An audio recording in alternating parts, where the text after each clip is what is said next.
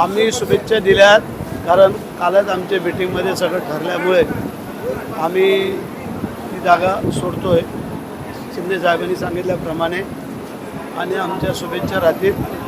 आणि शक्यतो पाहतोय आम्ही बिनविरोध होते का, नाही झाले तरी पण त्याला निवडून आणण्याचं काम आमची सर्व मंडळी. आता ते गडबडीत होते पण येतील संध्याकाळपर्यंत असं वाटतंय.